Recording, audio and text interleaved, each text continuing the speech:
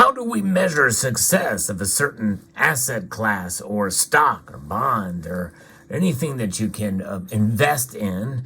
Well, typically you measure it against other asset classes or stocks or bonds or other entities from which they can be measured. In this case, we're talking about gold as an asset class and its success. Now, for those of us who accumulate these metals, especially in the physical form, we already know that gold is successful just by its very nature of existence. That's right, the existence of gold and its historic value is something that has already been calculated in.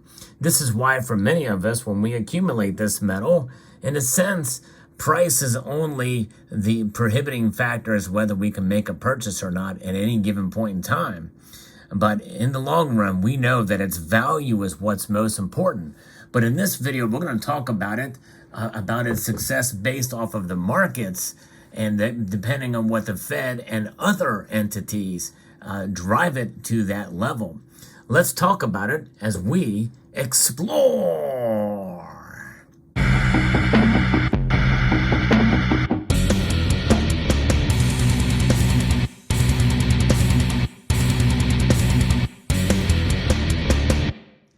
If you enjoy videos like this where I talk about the precious metals, whether it be gold, silver, platinum, or palladium, or other metals, and in terms of the price dynamics, in terms of the markets, in terms of the fundamentals, I hope you will consider pressing that thumbs up button down below and sticking with me throughout this journey. I do post videos on a daily basis, so hope you will consider subscribing. I'm going to be referencing an article here from Kitco News that talks about the range of where gold could go this year, and that could be anywhere from below $1,600 an ounce to above $2,000 an ounce, flirting with all-time highs here in 2023. There's a growing fear that the Federal Reserve will essentially break something in the economy by tightening too much. In this scenario, gold could be looking at new record highs this year, according to the LBMA Gold Price Survey. But it's not just the Fed. We'll get into that in a moment, because this article does not talk about that, other than, briefly mentioning some things here. But after kicking off the year with a rally and retracing the steps in February, analysts pointed to three main drivers for gold and for the rest of 2023. And that is the Fed dollar outlook, inflation, and geopolitics. And really, those are the things, the geopolitics, the Fed really doesn't have that much play in. We're going to talk a little bit more about that and get into that more in detail. There's been 30 analysts participating in a survey from the LBMA. Gold's average price was right around $18.60. In fact, right now it is just below that. And silver at $23.65, but it's now fallen. That's where they say that the average is going to be this year. Silver's below that, well below that. The range for gold between $15.94 and $2,025, according to the survey. And silver's range is between $17.40 and $27 an ounce. That's a pretty big range for silver too. So far, it's been able to hold on above $20 an ounce. This outlook comes as markets have repriced the Fed's rate hike expectations based off of new, higher for longer interest rate theme. And now gold analysts warn that the U.S. central bank could break something in the economy by hiking too fast. Central bank rate hikes frenzy is negative for gold. High interest rates increase opportunity costs for holding gold, lowering demand and hence the price, according to Thorsten Polle, chief economist at Degussa, according to the survey. Central banks will overdo it, raising interest too much, damaging economic cycle and financial markets to such an extent that their monetary policy tightening will need to end and be reversed later this year. This is when gold can surge higher. I forecast the average price of $2,000 this year with upside potential of up to $2,200 an ounce, according to Polle. Investors need to remember that monetary policy always acts with a lag. Ahead of the metal strategy MKS PAMP, Nikki Shields says, the hikes we saw last year will come back to the market and the Fed will ultimately break something before gold can go lower, Shiles said in the webinar. And investment demand will be the catalyst supporting gold prices. Massive ETF net outflows contributed to headwinds in gold prices last year. And this year we'll see investment demand re-emerging with the view that the U.S. dollar has peaked. Shiles is projecting an average price of $18.80 an ounce due to rising stagflation and recession risk mixed with higher physical demand. And we've seen more stackers certainly come to the fray with both gold and silver last year. Gold tends to not react to the latest inflation data. Instead, it anticipates monetary response to that data. That is an important point.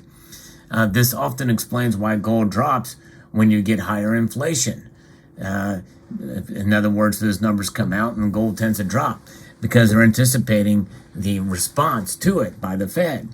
Based off gold's performance in the last 2 decades, the precious metal increased by 8% per year. This has compensated the investors against the inflation rate.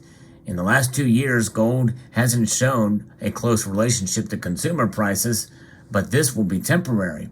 Also, the fact that the U.S. money supply is contracting for the first time since 1959 is underappreciated by investors. Let that sink in, folks. This is quite an interesting tidbit here. The money supply is contracting for the first time since 1959. This is why we saw the gold debt clock crash. And I did a video on that with regards to silver, but obviously it applies to gold too. We've not seen that for a lot of lifetimes of the viewers of this channel. The fact that the U.S. money supply is contracting is a major factor. This increases the chance of a recessionary outlook. There is also the possibility inflation will come down much more severely than people expect. We could see 3% CPI later this year, he said. I kind of doubt that's going to happen. I don't think that we're going to see inflation come down that much by the end of the year. In fact, you've heard me talk about recently how they may just move the needle, or they may change the target. The target may move up to 3%. They flirted with 2.5% as inflation was supposed to be transitory some time ago. You've heard me talk about that in a prior video for those of you who pay attention to this channel, especially on a daily basis. Now, here's the thing to think about too. The de-dollarization theme greatly supports higher gold prices this year. Central bank gold buying was at record highs in 2022. The de-dollarization theme is playing out this year, especially as deglobalization accelerates note yields. And we're seeing that especially among BRICS nations, but I think you might even see it to some extent among allies in the West. Some of these nations can get in trouble, and they will be either opt to or be forced into, converting some of their assets to gold. Central banks bought 1,136 tons of gold last year, and non-Western central banks are expected to remain heavy buyers as they diversify and reduce exposure to the U.S. dollar. You've heard me report on those nations one by one last year, and it will continue to do so this year as we get new data in. That is something that is pretty amazing to see. While I don't believe the greenback will lose its global reserve status overnight, I do anticipate that more private and institutional investors will swamp part of the U.S. dollar holdings for other assets, including gold. This should also push the market valuation of gold higher, he said. The recent devastating earthquakes in Turkey will likely not impact the country's long-term gold ambitions, said Shields. Last year, Turkey was the biggest official sector gold buyer. That's term being official. Non-officially, many people think that China has been buying a lot. They purchased 148 tons. If the earthquakes have a negative impact on the economy and the lira weakens further, in the medium to long term, both physical and central bank demand in Turkey will rebound. And physical meaning that per capita, per individual, the citizens of Turkey. They already know.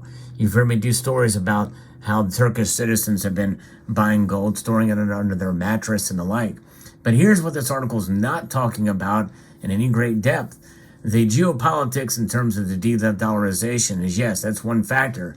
But you have further increase of a chance of a shooting war that very well could involve the United States Some people think that that could happen before 2025. And in fact, even before the presidential election, many people are theorizing that China will invade Taiwan, and we're going to see a ramp up of activity in Ukraine by Russia. And there's just a lot happening there. A lot of things, a lot of small things, or one big thing that could lead to World War III. It's something that's being talked about in an increasingly rate in a serious context, as well as the nuclear threat. Tactical nukes may be being used in Ukraine, or even a threat to Western Europe, maybe even the United States. Those are things that are really being bantered about and talked about. All bets are off the table if any of that is seriously entertained to the point where it becomes a change in our threat status, nuclear threat status. And it's a scary times we live in, for sure.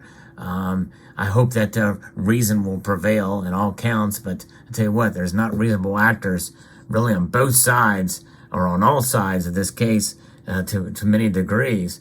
But nonetheless, this is the world we live in geopolitically. And that could be a big factor. China is beginning to show more threats in the South China Sea, as well as the threats of other things that have not been talked about a whole lot, like international Islamic terrorism. Not many people are talking about that these days. But I think that's something that we should consider too, because not many people were talking about Al Qaeda before their attacks either. But nonetheless, it's always an ever-evolving and changing world. And of course, with everything that's going on with these economic numbers and what we're seeing here, what is going to possibly happen that the Fed may overcalculate? And that is the delay of how the reaction to their policies. We're seeing mixed data start to come out. How much more can this happen until it's too late to turn back?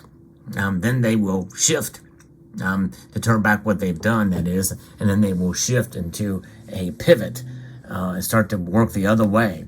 And how long will that take to come into effect? I don't know.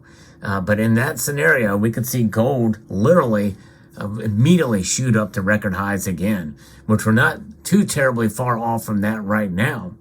So, but in the end, really, no matter what the timing is of all this stuff, no matter how fragile the economy is and what is going to happen geopolitically, one thing is for sure, gold stands the test of time. And it will continue to do so. And that's why I've never regretted a single ounce that I've bought, or a tenth of an ounce, no matter what the price.